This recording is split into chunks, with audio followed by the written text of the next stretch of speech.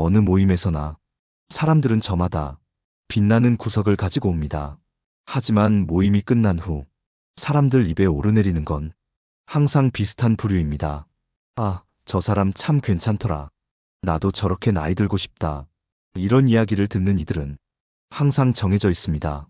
반대로 모임 내내 눈살을 찌푸리게 하고 돌아가는 길에 뒷말을 만드는 사람도 또 정해져 있습니다. 우리는 모두 압니다. 나이 들어 모임에 나간다는 것은 단순히 밥 한 끼 먹고 오는 자리가 아니라는 걸. 그 자리는 그동안 내가 어떻게 살아왔는지를 조용히 보여주는 무대입니다. 내 삶의 태도, 말투, 표정, 이 모든 것이 아무 말 없이 사람들의 기억에 새겨집니다. 철학자 소크라테스는 말했습니다. 한 인간의 품격은 그가 하는 대화의 질로 드러난다. 모임은 그래서 무섭습니다. 내가 어떤 사람인지 숨길 수 없는 거울이 됩니다. 오늘 방송에서는 나이 들어 모임에 나갔을 때 모두가 부러워하는 사람 5가지 유형을 하나하나 짚어보고자 합니다. 또한 끝에는 짧게 정리하는 모임에서 가장 꼴불견인 5가지 유형도 조용히 짚어드리겠습니다. 혹시라도 모임에 나갔다가 상처받고 돌아온 적은 없으신가요? 아니면 내가 모르는 사이에 남에게 상처를 준 적은 없으신가요? 오늘 이 시간을 통해 조용히 내 모습을 돌아보고 더 멋지게 나이 들어가는 지혜를 함께 나누어 보겠습니다. 여러분이 함께 걸어온 소중한 시간들이 오늘 이야기와 맞닿기를 바랍니다. 함께 시작해 봅시다. 나이 들어 모임에서 가장 부러운 사람. 첫 번째는 자기 이야기에 집착하지 않는 사람입니다. 모임에 나가면 대부분의 사람들은 자신의 이야기를 하고 싶어 합니다. 자식 자랑, 건강 이야기, 과거의 무용담, 이야기가 끝도 없이 이어집니다. 하지만 정작 사람들의 마음을 얻는 이는 자기 이야기를 줄이고 남의 말을 들어주는 사람입니다. 김춘자 씨는 어느 날 오래된 동창 모임에 나갔습니다. 모두가 모이자마자 누가 먼저랄 것도 없이 자식 자랑이 쏟아졌습니다. 우리 아들은 대기업 들어갔어. 우리 딸은 미국에서 박사 받았어. 김춘자 씨도 자랑하고 싶은 이야기가 있었지만 입을 다물었습니다. 대신 상대방의 이야기에 진심으로 귀를 기울였습니다. 그래, 정말 대단하다. 네가 얼마나 애썼을까? 이런 따뜻한 말 한마디에 모두가 웃었고 모임의 분위기는 부드럽게 풀어졌습니다. 모임이 끝나고 돌아오는 길에 한 친구가 조용히 말했습니다. 오늘은 왠지 마음이 편안했어. 내 덕분이야. 그 말에 김춘자 씨는 조용히 미소 지었습니다. 정말 멋진 사람은 자신을 드러내려 하지 않습니다. 오히려 상대를 빛나게 해줍니다. 이것이 바로 나이 들어서 더욱 빛나는 품격입니다. 공자는 말했습니다. 군자는 말이 적고 행동이 무겁다. 말이 적어야 사람의 마음이 보입니다. 자식 자랑도, 건강 자랑도, 과거의 무용담도 다 좋지만 누군가의 마음을 다치게 한다면 그것은 결국 나에게도 상처가 되어 돌아옵니다. 모임에 나가게 되면 기억하세요. 내가 말을 많이 하는 것이 멋진 것이 아닙니다.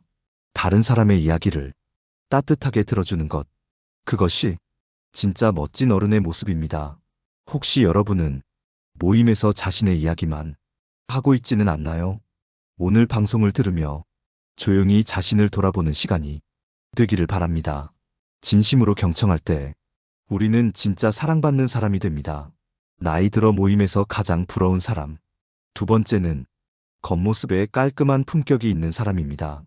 모임 자리에 나간다는 건 그 자체로 하나의 예의입니다. 어떤 옷을 입었는지, 머리는 단정한지, 신발은 깨끗한지, 이 작은 것들이 말보다 더 많은 것을 말해줍니다. 박정혜 씨는 60대 중반이 되면서 사람들 만나는 걸 점점 피하게 됐습니다. 몸이 예전 같지 않고 옷 입는 것도 귀찮아졌기 때문입니다. 하지만 어느 날 오랜 친구가 모임에 꼭 나오라고 간곡히 부탁했습니다. 마지못해 나간 그 자리에서 박정혜 씨는 깜짝 놀랐습니다. 같은 나이 또래의 친구 하나가 단정한 흰 셔츠에 깨끗한 바지, 간결한 화장과 깔끔한 짧은 머리로 눈에 띄게 빛나고 있었습니다. 말이 많지 않았지만 앉아 있는 것만으로도 주변을 환하게 만드는 사람이었습니다. 모임이 끝난 뒤 박정혜 씨는 집으로 돌아오는 길에 마음속으로 다짐했습니다. 그래, 나도 나를 소홀히 하지 말자.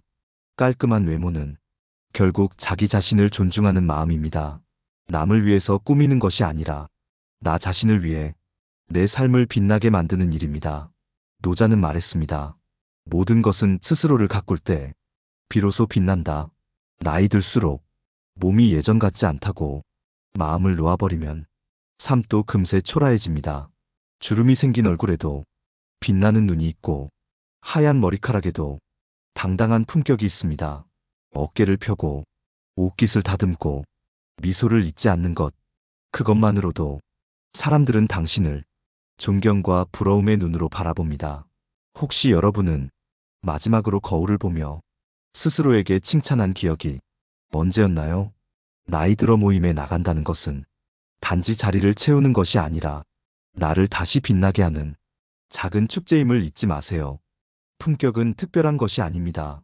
매일 나를 아끼는 작은 습관이 결국 큰 빛을 만듭니다. 당신은 이미 충분히 빛날 준비가 되어 있습니다. 나이 들어 모임에서 가장 부러운 사람. 세 번째는 자신만의 이야기를 가진 사람입니다. 나이가 들수록 사람들은 같은 이야기만 반복하기 쉽습니다. 자식 이야기, 병원 이야기, 세상 탓 이야기. 물론 그것들도 소중한 이야기지만 듣는 이의 마음을 끌기는 어렵습니다. 진짜 부러운 사람은 자기만의 색깔을 가진 사람입니다. 취미 하나, 배운 것 하나, 또는 조용히 해온 일 하나라도 자신의 세계를 이야기할 수 있는 사람입니다. 이종환 씨는 퇴직 후 작은 화실을 열었습니다. 처음에는 심심풀이 삼아 시작했지만 어느새 진짜 그림을 그리는 사람이 되었습니다. 모임이 열릴 때마다 이종환 씨는 크게 떠들지 않습니다.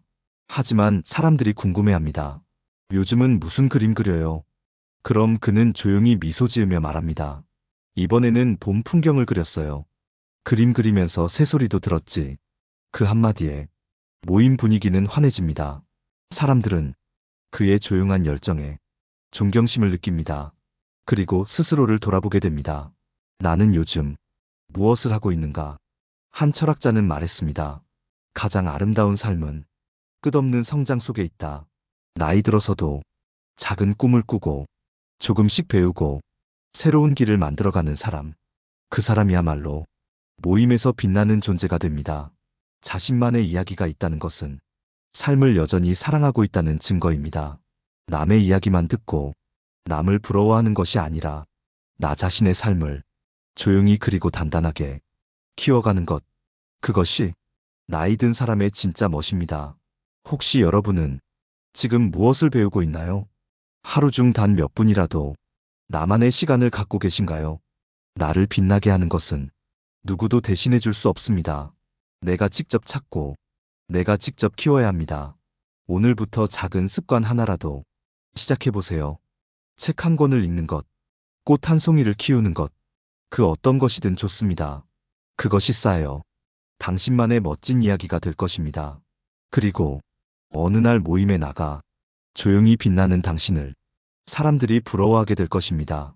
나이 들어 모임에서 가장 부러운 사람. 네 번째는 언제나 밝은 에너지를 주는 사람입니다. 사람은 누구나 자신도 모르게 에너지를 주고받으며 살아갑니다. 같은 시간을 보내도 어떤 사람과 함께하면 마음이 무겁고 피곤해지고 어떤 사람과 함께하면 괜히 기분이 좋아지고 살아갈 힘이 솟아납니다. 김선영 씨는 동네 작은 북카페에서 오랜 친구들과 자주 만났습니다. 모임에는 여러 사람이 있었지만 늘 분위기를 따뜻하게 만드는 이는 김선영 씨였습니다. 그녀는 항상 웃는 얼굴로 사람을 맞이했습니다. 누가 무거운 이야기를 해도 섣불리 위로나 충고를 하지 않고 그저 조용히 들어주고 상대방의 좋은 점을 찾아 따뜻하게 칭찬했습니다. 그래도 네가 참 용기 있더라. 그런 어려움 속에서도 잘 버텼네. 이런 짧은 말 한마디에 사람들은 눈물을 보이기도 했습니다. 김선영 씨의 가장 큰 매력은 문제에 빠지지 않고 빛을 보는 눈이었습니다. 나이가 들면 몸도 아프고 사는 일도 힘들어지기 마련입니다.